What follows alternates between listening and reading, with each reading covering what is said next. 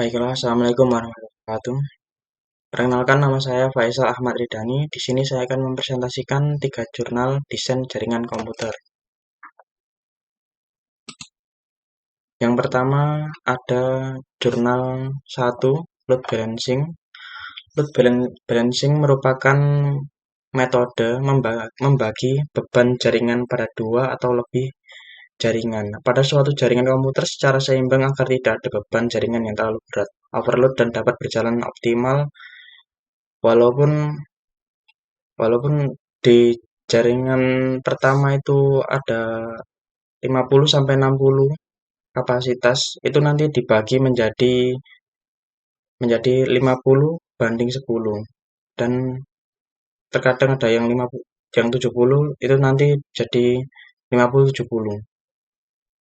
Yang kedua, metode.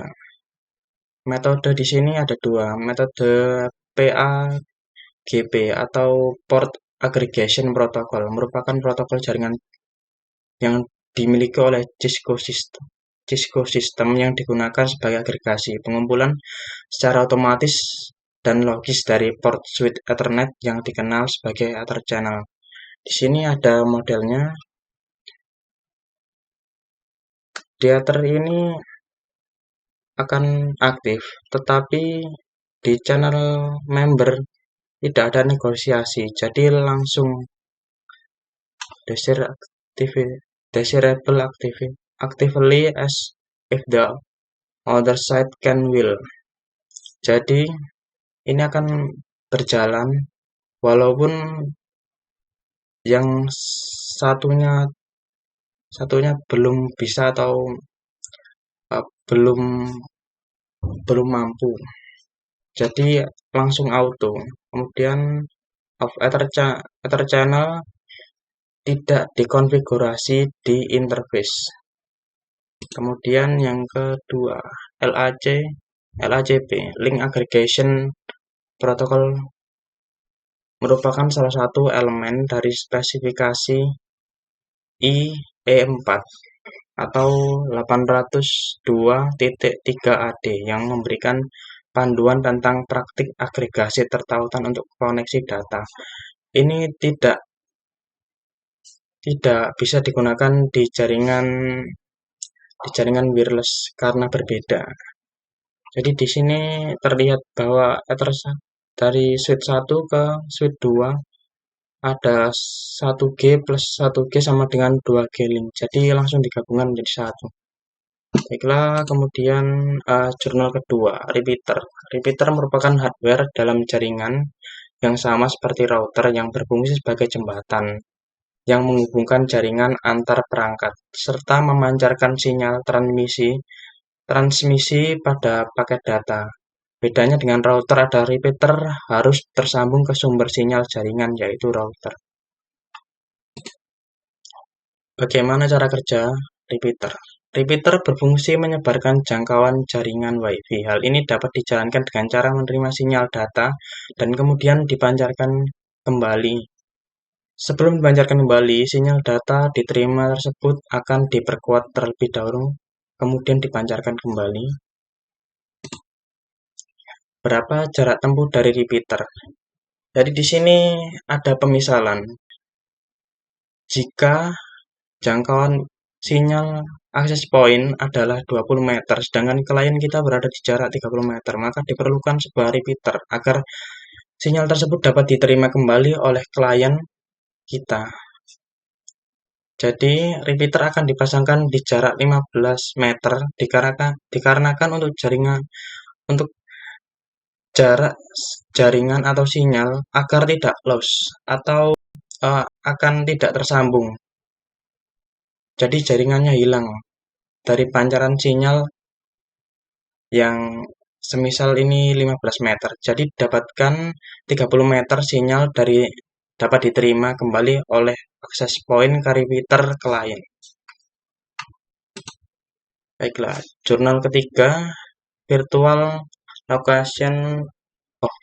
Local Area Network atau VLAN. Model jaringan virtual yang dapat mendistribusikan beberapa segmentasi jaringan yang berbeda dalam satu router dengan satu perangkat fisik terbatas. Fungsi VLAN, efisiensi.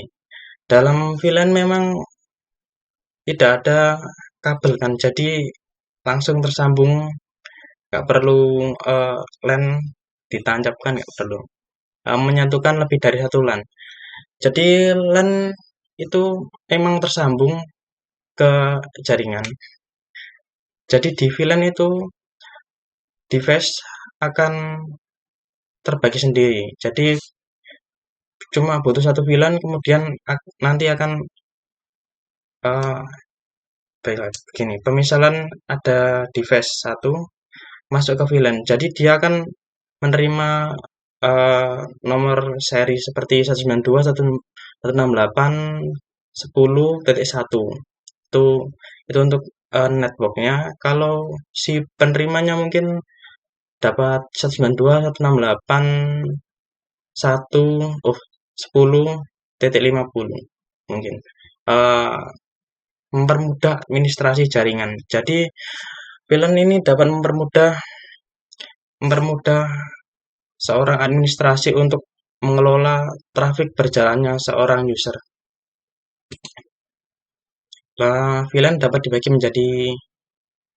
menjadi banyak. Di sini saya ada 3. Default VLAN merupakan VLAN yang sudah default atau ada semenjak switch diaktifkan dan secara otomatis dinamakan VLAN 1. Di VLAN default ini tidak dapat diubah maupun dinonaktifkan karena memang sudah disetting dari device utama. Yang kedua, VLAN native merupakan VLAN asli yang dapat diubah atau dinonaktifkan. VLAN native tidak dapat ditandai secara otomatis saat diterima oleh port terang karena memang device-nya memang sangat sulit untuk diterima di port terang. Yang ketiga, data VLAN merupakan VLAN untuk membagi seluruh jaringan menjadi 2 kelompok. VLAN data hanya mengatur lalu lintas yang dibuat oleh user atau pengguna. Di VLAN data ini memang ada sejenis VLAN yang seperti ini, tapi jarang ditemukan karena memang sedikit yang memakai. Baiklah, kemudian sekian. Di sini ada jurnal-jurnal yang saya ambil sebagai acuan dalam pembuatan presentasi ini. Yang pertama, jurnal 1, Load Balancing menggunakan antar channel pada jaringan LAN. Jurnal ini dibuat oleh Kuku Nugroho dan Muhammad Samsul Falah. Jurnal Elkom IK, Elektronik Komunikasi. Jurnal kedua, Jaringan Repeater. Jurnal ini dibuat oleh Adi Bastian dan Arif Yusuf Budiman. Jurnal Ilmiah Teknologi Informasi Terapan. Jurnal ketiga, Jurnal VLAN, dibuat oleh Yulia Dwi Novia. Jurnal yang dikembangkan oleh Asy Syarif Pandanwangi Lumajang. Sekian dari saya. Mungkin ya segini aja cukup.